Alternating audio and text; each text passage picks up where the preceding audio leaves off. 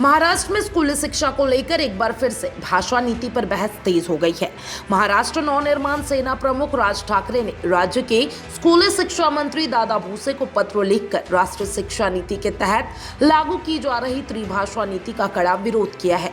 ठाकरे ने मांग की है कि महाराष्ट्र के स्कूलों में पहली कक्षा से केवल 2 भाषाएं यानी कि मराठी और अंग्रेजी ही पढ़ाई जाए और इसके लिए शिक्षा विभाग की ओर से स्पष्ट और लिखित आदेश जारी कर दिए जाए। चलिए पूरे विरोध और मांग के बारे में डिटेल में बताती हूँ। राज ठाकरे ने अपने पत्र में स्पष्ट किया है कि राज्य सरकार पहले ही इस बात की घोषणा कर चुकी है कि पहली से 5वीं कक्षा तक मराठी, अंग्रेजी और हिंदी पढ़ाई जाएगी, लेकिन इसके बाद राज्य भर में उठे विरोध और मराठी भाषा की अस्मिता को लेकर हुए आंदोलन के चलते सरकार ने यह स्पष्टीकरण दिया था कि हिंदी अनिवार्य नहीं होगा। हालांकि ठाकरे का कहना है कि सरकार की यह मौखिक घोषणा अब तक किसी भी लिखित आदेश के रूप में सामने नहीं आई है। इससे स्कूल प्रबंधन और अभिभावकों के बीच भ्रम की स्थिति बनी हुई है। उन्होंने ये भी कहा कि इस नीति के तहत हिंदी की पाठ्य पुस्तकें की छपाई भी शुरू हो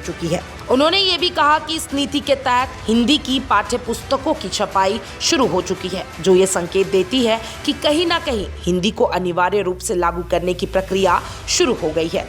राज ठाकरे ने इस पूरे मुद्दे को मराठी अस्मिता से जोड़ते हुए कहा कि महाराष्ट्र की पहचान उसकी भाषा और संस्कृति से है। उन्होंने कहा कि अन्य राज्य जैसे कि तमिलनाडु, केरला, कर्नाटक और पश्चिम बंगाल में 2 भाषा नीति को ही अपनाया गया है और महाराष्ट्र को भी उसी दिशा में आगे बढ़ना चाहिए। पत्र में ठाकरे ने चेतावनी देते हुए कहा कि अगर सरकार ने अपने पुराने रुख पर वापस लौटने की कोशिश नहीं की, यानी हिंदी को अनिवार्य बनाने की दिशा में कदम बढ़ाया, तो इसके लिए पूरी तरीके से सरकार जिम्मेदार होगी। उन्होंने शिक्षा विभाग से मांग की है कि वो जल्द से जल्द एक स्पष्ट लिखित आदेश जारी करे जिसमें स्पष्ट रूप से कहा जाए कि पहली कक्षा से केवल मराठी और अंग्रेजी ही पढ़ाई जाएगी। राज ठाकरे का यह पत्र आने वाले समय में महाराष्ट्र की राजनीति में भाषा आधारित पहचान और क्षेत्रीय अस्मिता के मुद्दे को और गरमा सकता है। ये मामला ऐसे समय में उठा है जब स्थानीय निकाय चुनाव निकट है और मराठी अस्मिता जैसे मुद्दों का राजनीतिक महत्व और भी अधिक बढ़ गया है। मन से पहले ही हिंदी भाषा को अनिवार्य बनाए जाने के विरोध में सड़क पर उतर चुकी है।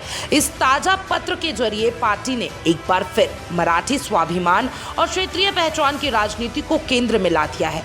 अब ये देखना अहम होगा कि शिक्षा मंत्रालय इस पर क्या रुख अपनाता है और क्या वास्तव में 2 भाषा नीति को आधिकारिक रूप दिया जाता है या फिर नहीं। आप क्या सोचते हैं इस नई शिक्षा नीति और 2 भाषा नीति के बारे में? कमेंट बॉक्स में जरूर बताइएगा और तमाम ऐसे अपडेट्स के लिए चैनल 4 न्यूज़ इंडिया के साथ बने रहें। डॉक्टर ऑर्थो, अब दर्द भी घुटने टेकेगा।